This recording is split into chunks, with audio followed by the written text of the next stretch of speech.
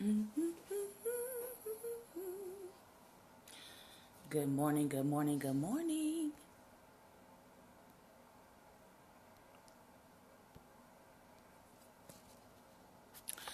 Good morning, good morning, good morning, and welcome to Daring Dialogues. I am your host, Shantae Charles.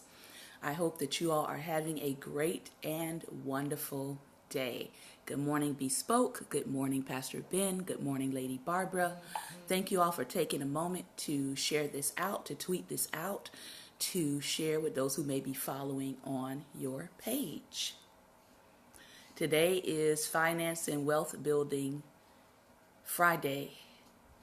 And so we're going to, as you can see, we're going to be reading today from Tools of Titans by Tim Ferriss.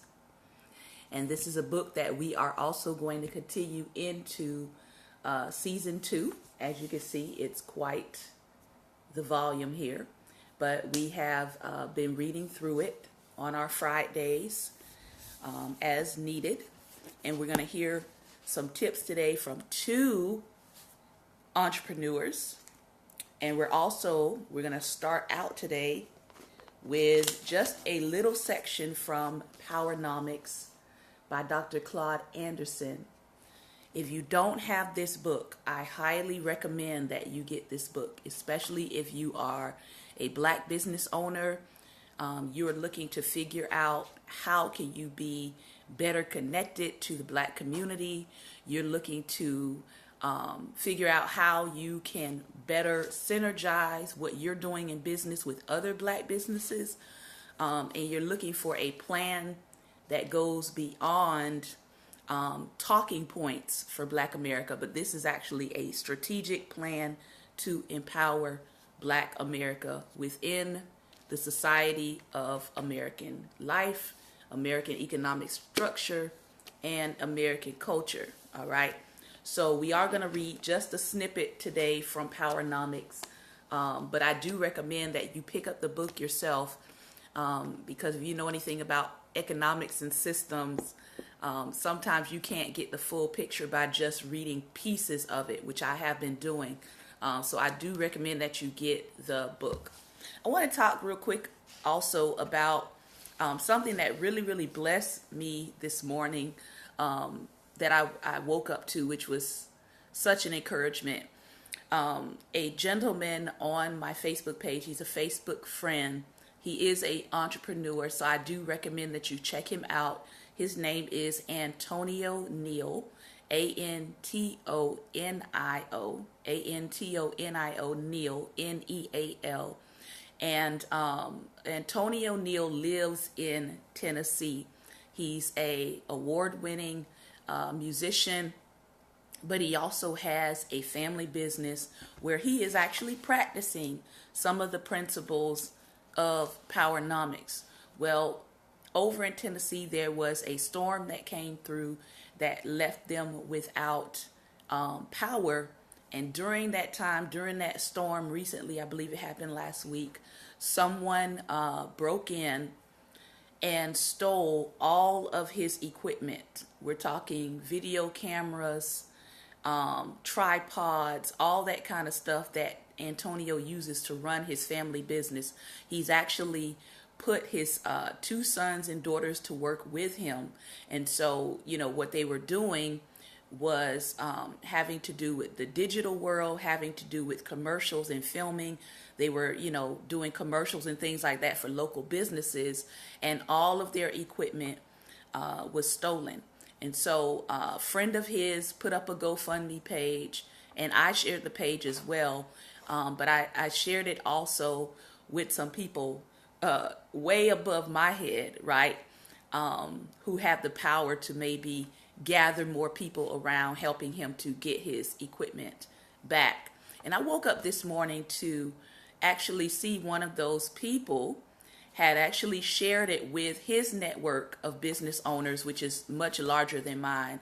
And he was encouraging people, to say, I don't know who this business owner personally is. Good morning. I don't know who this business owner personally is, but I know what it's like to lose equipment or to have something stolen from me and it to set me back as a business owner. And he was encouraging his network of business owners to help support getting this man's equipment replaced. That just did something to me this morning, because sometimes we feel like we have to know personally someone in order to reach out to them, in order to sow into them, in order to contribute to them. No, you don't necessarily have to know them personally, but you can identify with whatever is going on. I wouldn't want to be a businessman with 3 children depending on my equipment, right? And trying to get myself upwardly mobile, because we're always talking about black people and how they need to do for themselves. And he was actually doing that. And someone comes along and literally cleans him out of all the equipment that he needs in order to keep his business going. So if you will find his page on Facebook, I encourage you to do that. His name is Antonio, Antonio, Neal, Neal, and contribute something to his GoFundMe fund, even if it's $5, $10, just something to say, hey, as a business owner, we are with you. We stand with you. We encourage you. We want you to keep going. We don't want you to be discouraged by what has happened, because we know for all of us, life happens sometimes, right? I talked about that. Thank you. That's how you spell it. I talked about that, in another broadcast. Having to start over, losing my home, losing my car, having to empty out my savings. But I'm in a place now of restoration and rebuilding. And I just, I encourage people that when you see people in that place, that you don't hesitate to help, because one day it just might be you. There's a life happens. It not because you're evil, not because you didn't hear from God, and none of that. Life happens. And so when life does happen, and it could happen to you, just be mindful, that when you have an opportunity to reach out to someone, or when you have an opportunity to help or sow, do so, understanding that the places that you sow in, you may not reap from that very same person, but I guarantee you, you are going to reap something good when you sow good. Does that make sense? All right. So I just wanted to say that. That was very, very touching to me, because I reached out to someone who has a much larger network than I do, and they actually read over it, took me up on it, and they shared it with their larger network of business leaders. Also, if you are looking to join a network, I would suggest you check out Black CEO. They're also on Facebook. You can find them. They're a empowered group of Black CEOs and business leaders, and they have all kinds of tools and resources and training that they do on a regular basis. Also, if you are an online Black business owner and you're looking to connect with an online network of Black businesses to get your products out there further, I would suggest that you connect with WeBuyBlack.com. Again, that's WeBuyBlack.com. And if you're looking to support Black businesses who have products online, that's a great site to go to, WeBuyBlack.com. All right, so I'm done with that. I want to talk real quickly about what the next piece of what Claude Anderson says here. We've been talking about Claude Anderson's plan for empowerment for Black America. He started out by talking about keys to empowerment, and the third key we were on was called ethno-aggregation. In other words, he was talking about Blacks need to get to a place where they learn how to pool their group resources, right? We have, I think it's 1.5 or 1.7 trillion dollars worth of consumer and buying power. I guarantee you that if we made up our minds to say, you know what, we're not going to support businesses that disrespect us, right? We're not going to support businesses that don't put our interests as a people group first. there would be some definite changes. But the problem is right now that in our thinking, so many times Black Americans can't seem to agree on who and why they should support them. I'll give you an example. You have the issue going down with Colin Kaepernick, right? Colin Kaepernick is being punished with by the NFL founders' refusal to hire him, right? Or to pick him up for a new season.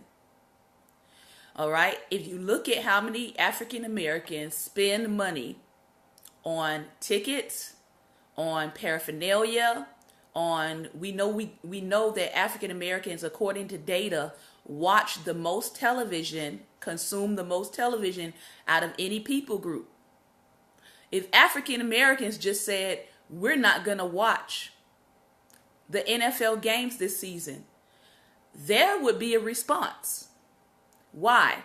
Because viewership equals ratings and ratings equals dollars.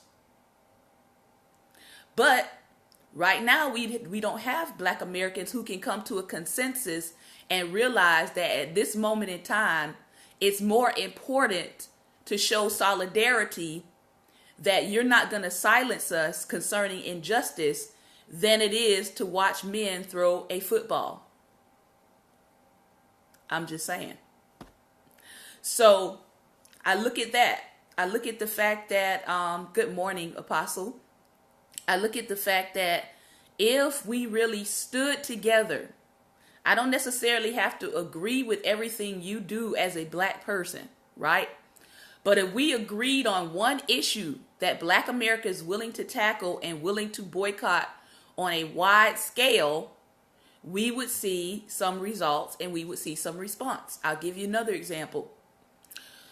And this is a subgroup, right? So when the Christian community, namely the conservative white evangelical Christian community, decided that Target had gone too far by allowing men into ladies' restrooms, right? Target didn't have to come up with this policy, but they chose to. The Christian community got together and boycotted Target. They said, we're not going to Target. We're not buying anything from Target. We're going to stand in front of Target with our signs, and we're going to encourage other Christians to boycott Target. They're still boycotting Target, by the way, until Target changes that policy. Target has now, at first, Target was like, we ain't changing nothing. We don't care, yada, yada. But Target now has lost so much money from that boycott that now Target is willing to say, okay, we need to come back and we need to look at our policy again because we have lost so much money from the Christians boycotting us. All right. So it has taken a while. As MLK said, a boycott is not something that you do for a week. It's not something that you do for a couple of hours. It's something that you stick with so that you can get long-term results. So now I think the Target boycott has been going on at least a year. And Target is now willing to come back and say, maybe we need to rethink this policy because of how much money that we lost. At first, they weren't willing to hear anything the Christians were saying. But now, because they're losing so much money, they're willing to go back and look at that policy. All right. So what he's talking about today is the need for Black America to pool group resources. All right. So he says here, individually, Blacks may be poor, but even poor Blacks can contribute to resources that collectively benefit the group members as well as the whole. One may have only a cup full of beans, another may have only a few strips of bacon, another only carrots, yet when the individual ingredients are collected, the group can make soup to feed itself or sell to others. This is the competitive advantage of a group. Black leadership does black leadership, politicians, government officials, and corporations and marketing firms do a disservice to us when they support and recommend policies that disperse our resources and make us vulnerable to others as only a passive consumer market. So most people in our society recognize blacks as a passive consumer market. What does that mean? They recognize you as someone they can just sell to. A lot of times they're not taking you seriously as a group that we can buy from, because they're trying to see what products do black people make, and are they making them on a large enough scale to keep up with the supply and demand of the market at hand. All right.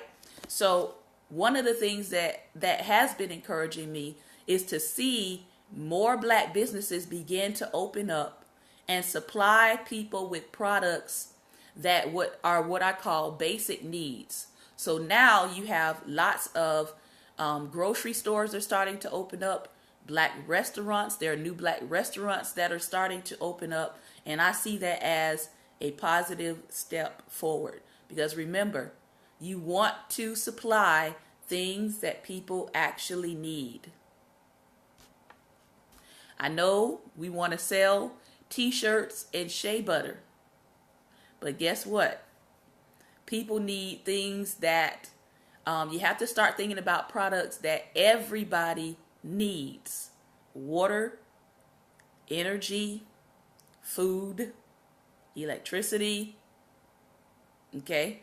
So we have to start turning our direction into what are products and what are things that we want to invest in that everybody needs.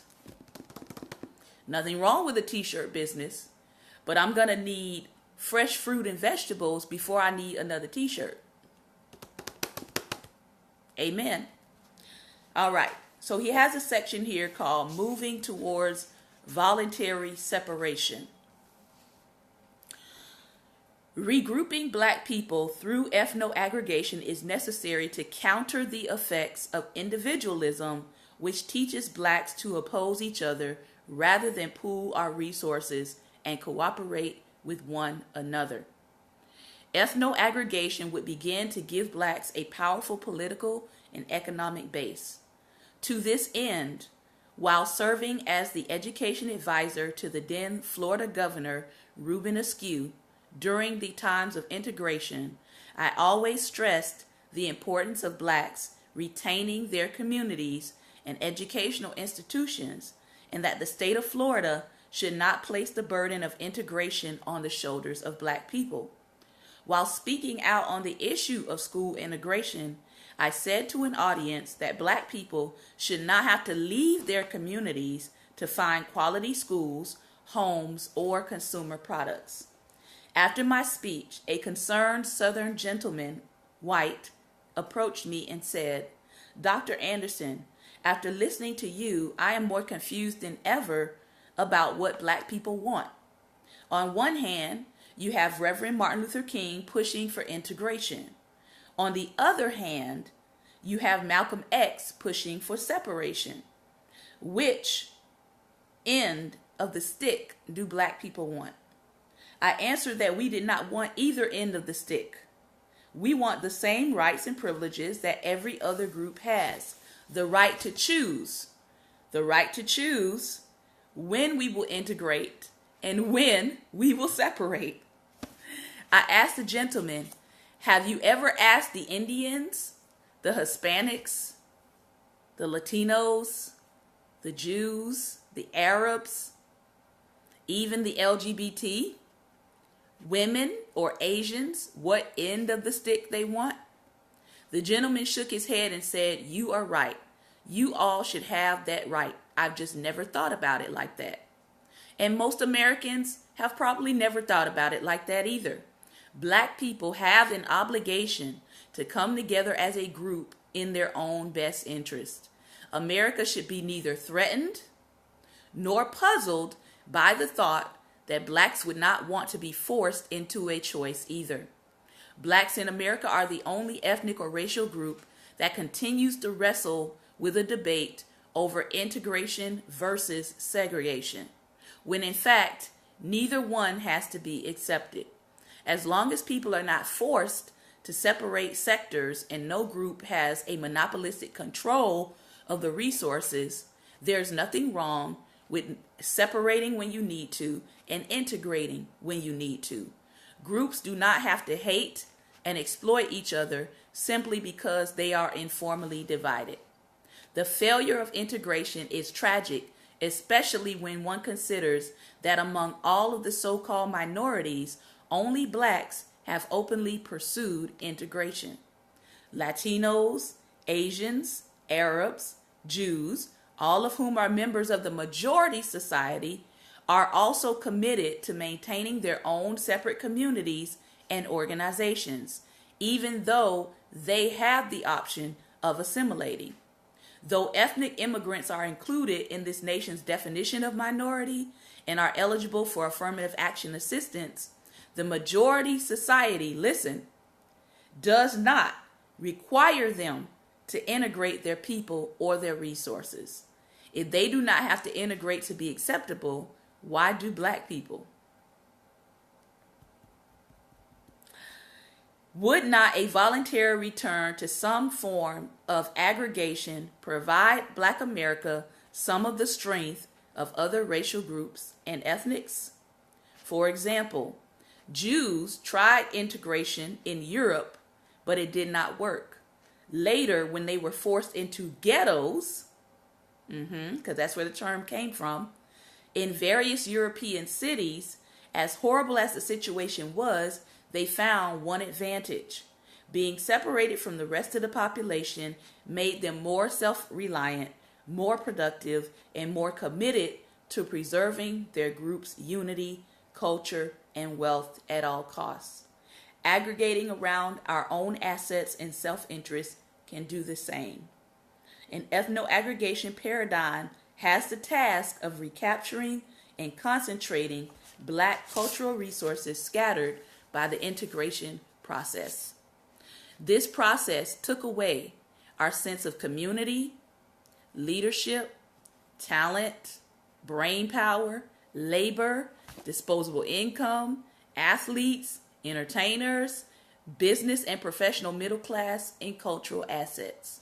Retrieving some of these and storing them inside of communities that are Black will give us a competitive advantage and platforms upon which we can begin to build our own political, economic, and cultural systems. Because if there's anything that we are coming to learn, especially in this Trump era and Trump administration, all right, that regardless of your wealth, your class, your status, the amount of money you make, in this era and administration, you are still Black. Ask LeBron James. Now, I know some of you all have heard about that because that was in the news for the last couple of days. And he came out and said, and he's been talking, he's always been one who's actually been talking about some of the different things happening with how Black people are treated in America. So this is not the first time that he's spoken out. But this is the first time that someone, and they said they're going to get the cameras to figure it out. But I can tell you right now, having lived in a well-off neighborhood, we have had newspapers from the KKK dropped in the driveway.